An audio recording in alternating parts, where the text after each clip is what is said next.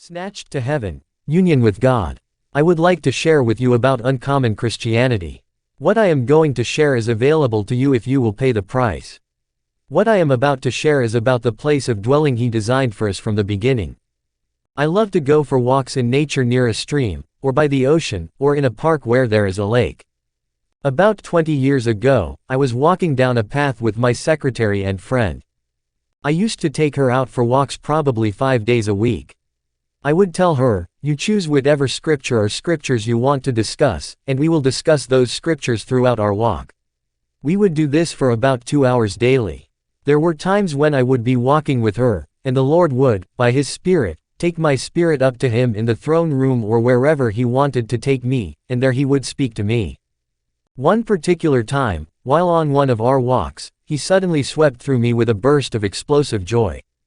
It was so explosive that my spirit immediately left my body. If the Lord takes your spirit in this way, your soul can still conduct business on this earth, and Jesus also sends a heavenly guard to make sure you are kept safe until your spirit is returned. It is a unique experience in which the Lord makes provision to enable you to essentially function in two places at once. My friend was able to hear only my side of the conversation during this time when Jesus took me to His throne. My spirit was in heaven while my soul was here on the earth. My body was obviously responding tremendously to what was happening to me in heaven. The reason I am telling you this has to do with His purpose for taking me to heaven before His throne. He wanted us to know how much it means to Him to bring His loved ones into a union. As I stood before Him, He began asking me questions about creation while at the same time flooding me with light. He asked me simple questions such as, "Why do you think I created this?" I replied, "I don't know, Lord." I have learned that when He asks you a question, He is not really attempting to determine how much you know. He already knows what you know. What He is trying to do at that moment is to help you understand what you don't know. Isn't that sweet? Thus, He engages us while He heightens our desire for more of Him. So He began, "Nita, do you know why I made the sun, the moon, and the stars?" I replied, "No, Lord." "Why?" He responded, "So I could make the earth." Then He asked, "Do you know why I made the earth?" I replied, "No, Lord. I don't know why." Even now as I share this I can feel His Spirit again exploding in my heart with the very same love I felt that day. What a wonderful Lord. Back to the visit. He said, "So that I could make the trees and all the plant life." Then He asked, "Do you know why I made the plant life?" I replied, "No, Lord." "Why did you make the plant life?" He said, "I wanted to create the ocean, fish of the sea and all of the animal kingdom." "Do you know why?" All I could say was, "No, Lord. I don't know why." He said, "So that I could create the garden, so beautiful, so exquisite, and so fair." Although this may not precisely relate His exact line of questions, I have given you a summary account of very close approximation. While He was speaking to me, remember, He was washing me with a cascade of liquid light, filled with healing love. It flowed down directly from Him, repeatedly washing over me. It was not exactly like standing inside a waterfall as the cascade was inconstant. Instead of a constant rate of flow, these waters of liquid light and love cascaded down upon me like waves moving across the sea. What an experience it was. He then tenderly asked, "Nita, do you know why I wanted to create the garden?" I replied, "No, Lord. I don't know why." He said, "So I could create man." Painful thoughts raced through my mind. Thoughts, such as, why? Why would you want to create the man who has given you so much trouble?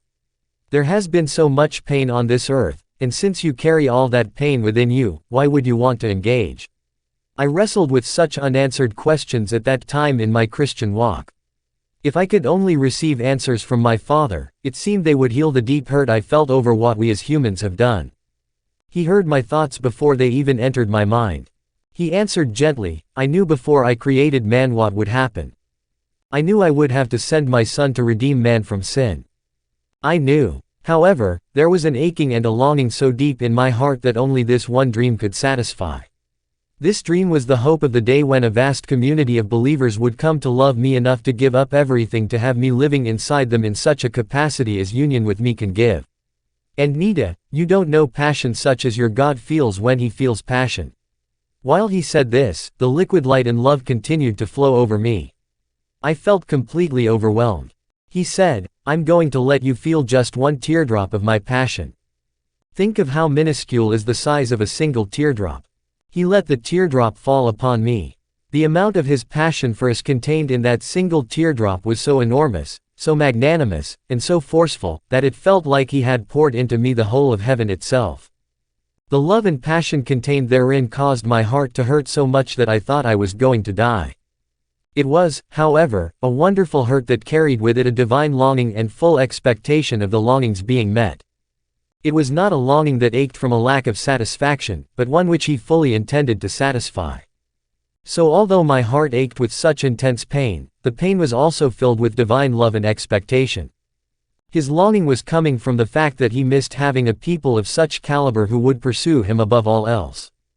It could be likened to the intense natural longing that forms in a mother while she is carrying a baby in her womb. She yearns for the baby to go from the womb into her arms so that she can embrace and love her child. In that same way, he just wanted to hold us. He intensely desired to be in us, not just in our spirit but on the throne of our soul in union with us. He longed for that link and connection.